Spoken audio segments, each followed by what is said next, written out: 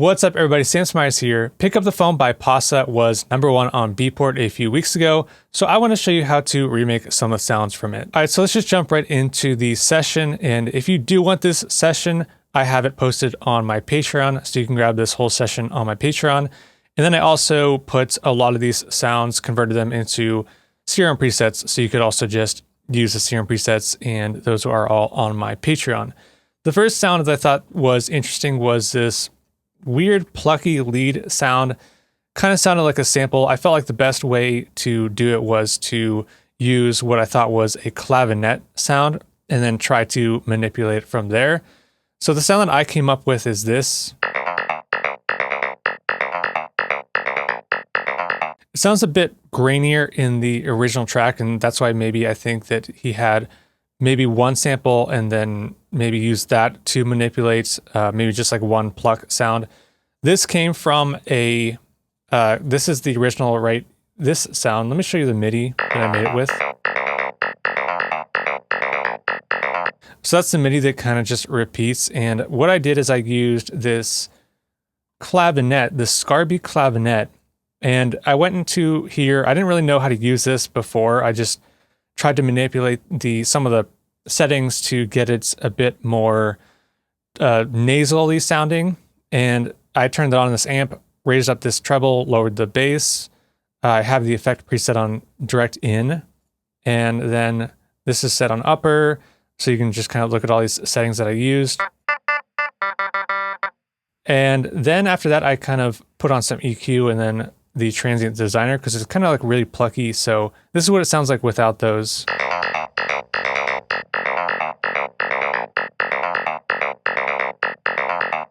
And transient master. I don't know why I always call it a transient designer. I think it's what they are called, transient designers. This is the transient master by Native Instruments. I just kind of boosted up the attack and sustain. Then I converted it to freeze. So you just kind of do freeze track. And then I dragged it down to a new track so that I had the flattened audio in this track. Let me change the color there. So then I had this audio, and then I put the mode onto warp mode, put it onto beats mode, did preserve the transients, and then took off the loop mode. These are like different loop modes. And this one means that you turn the loop mode off. And then this is the transient envelope. And what you do if you take this down, then this, let me just try to explain this, because this mode, this beats mode, when you put it into preserve transients, you can see in this clip, the transients that it identifies. I didn't put these in, but Ableton automatically will identify the transients are indicated by these triangles at the top. It's identifying this transient, this is a transient, and it breaks up this section into its own like little transient section. So when you do preserve transients, it has this is a little section, this is a little section, and this envelope will add a fade at the end of this section before the next transient. If you have it at 100%, it won't do anything, but as you take this down, it starts adding in a fade at the end of each of these little sections. And I essentially think of it as kind of like shortening the decay or like the sustain of the transient. You can hear how plucky it gets, where you almost just hear this little section of the transient. That's because it's just the lower I make it, the bigger this fade gets. And this is a common technique for tech house DJs. I'm pretty sure every big tech house DJ does this for like top loops to make them punchier, because you get a top loop from like splice.com and it has all this messiness in it, and you just want to be a bit snappier. You just put on this preserve transients and lower it. And I wanted this to be really plucky sounding, so I did that to achieve that sound. And that is, let's see if I can play the original.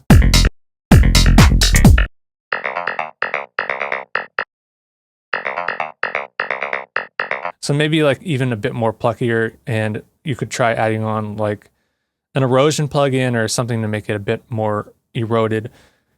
once I did that, that's kind of like what I think is closest. I took one of the little notes and then I just loaded it into Serum. With Serum, you can drag in an audio file and use one of these import modes. And I just tested this out. Like, these all do different things. If you need a primer on what this does, I have a whole Serum course on it explaining all of this. And I just tried one of these. I think it was like this FFT or FFT 250, FFT 512 or 256, one of those. So I dragged in that audio sample, then I got this like wavetable, and then I just tried adjusting this wavetable to get it to sound a bit more grittier. And this is the Serum version. Let's see. The Serum version this is the Serum version, this one.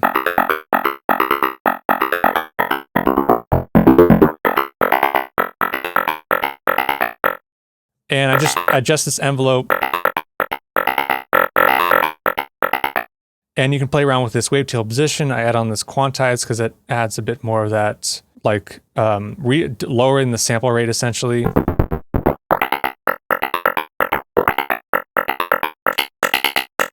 Adding on that filter and some distortion, some EQ. And then this is just hyperdimension. Have this on if you wanted to. I put these on macro knobs. Adjust the sound, make it a bit different. So that's how I turned that into a Serum preset. Once again, you can grab that in my Patreon. That is the first sound that I thought was pretty unique. I think when I first heard it, I knew that maybe I'll try like a clavinet, and I think that was, yeah, I don't know what the original sample used was, but that sounded pretty close to me. Now let's check out the bass. Actually, let me play this whole section that I made.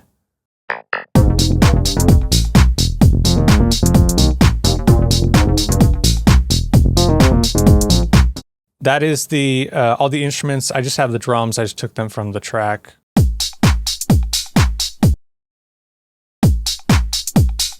Using, I think, just using parts of the extended mix and then maybe some la-la.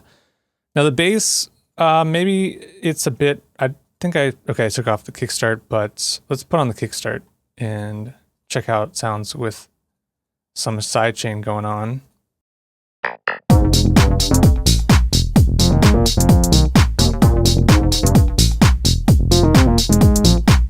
That's how it sounds with that kickstart. Sidechaining it to the kick, pretty normal. Now for this sound, I just use like a saw wave, and I have one that's -2 octave, one that is -1 octave, and then a MG-Low 24 filter that is controlled by this envelope too.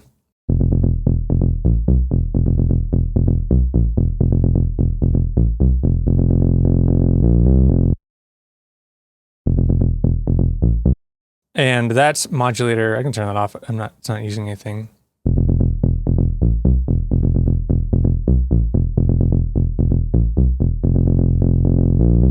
And then just have these macro knobs just so you can adjust the sound.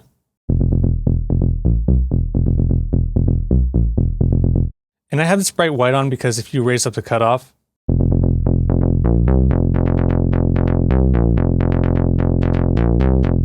then you get more of that like papery texture. So that's why I have the bright white on. But for the sound in the track, you probably don't really need this turned on. I have it on because I kind of wanted to make like a cool preset out of it. Then I have this distortion on with a post filter. Let me take all this off.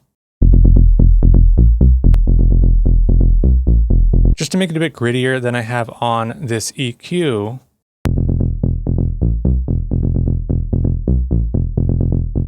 And then this hyperdimension, I just have this on for the macro knob if you want to make it your own. So really, I just have these two saw waves. I have the randomness down. The phase is adjusted on this second one. And then this filter, the distortion, and the EQ. And that's how I made that bass sound. Pretty simple bass that you would hear in like any tech house track, like just using some saw wave stuff and a filter. Then this next sound reminded me of like something you would hear in a Medusa track. So I had a preset that was like a Medusa style pluck sound. And then I just started with that and then modified it. This envelope one is attached to the filter. Let me just play this on my keyboard. So you can see what that is doing with the envelope one. Voicing is on mono. I have a square wave. It's got like a square wave sound. Reduce the width a bit on this oscillator A to 60, just kind of, because when it's at 100% and you add these voices of unison, then the sound gets like really wide. But I felt like it needed a bit more mono of a sound. Then I have the unison 8 and the detune is at 20 for this one. Unison at 8 and detune is at 15 for this one. Level is adjusted. Randomness is all the way up. I didn't touch that. Got a bit of bright white noise. So you can hear that a bit more when you adjust that cutoff. And then let's check out the effects. Low cut the EQ because I didn't really want it to interfere with that bass. And then I have a delay on there, but it's not being used. You can just kind of add that in. So that's what I did for that, this sound. Anytime you hear a sound like that, start with like a square wave because it's like a square wavy sound, and then add some voices of unison.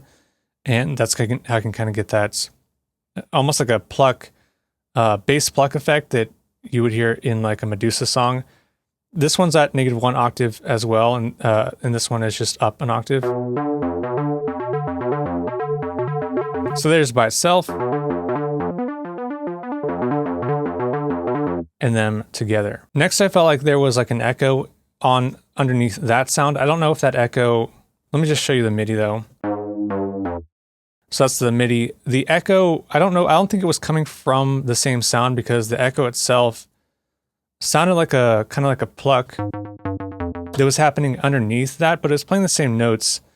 And I just added on the echo boy, adjusted the echo time to be something unique. I didn't have it tied to any specific, like the BPM is just like 127 milliseconds.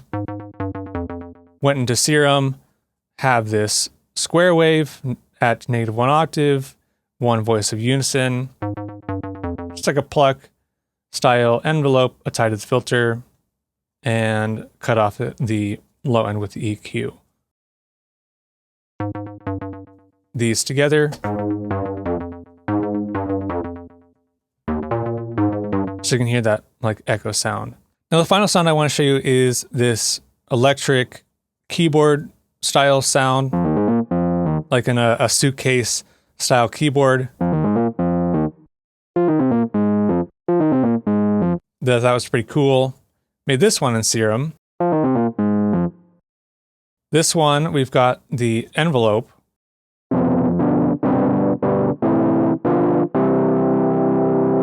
You can hear that like nice drive and distortion. I'm just playing some chords. The envelope got a bit of a curve here assigned to this MG Low 24 filter. So you can get some kind of like impact when you initially hit the note. Got this one -1 on the octave. It's a saw wave, the default wavetable. And then this one is at 0 octave. It's also a saw wave, and that's just playing like the octave.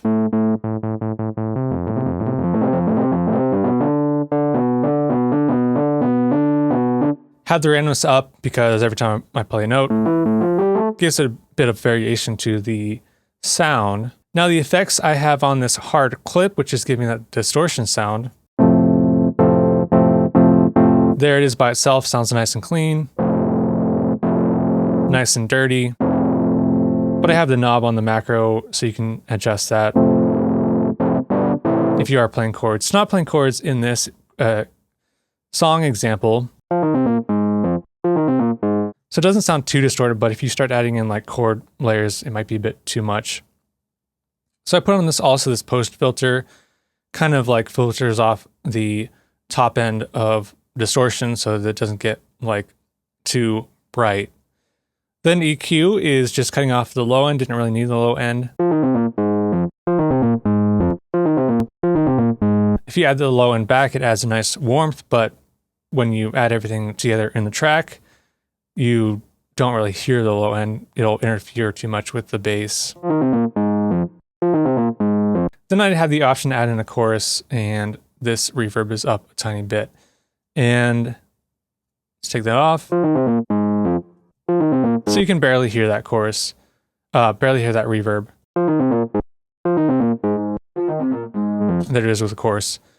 So that is kind of like all the sounds that I remade from that track. It's a pretty simple sounding track with some cool elements. I think those are the main ones that really stuck out to me, and I just wanted to show you how to remake. If you do want to grab this Ableton session and the presets, the Serum presets, then you can join my Patreon. If you enjoyed this video, please go ahead and give it a like, and also please subscribe to my channel if you are not yet subscribed. And if you'd like to check out any of my Serum preset packs, head on over to store.samsmyers.com.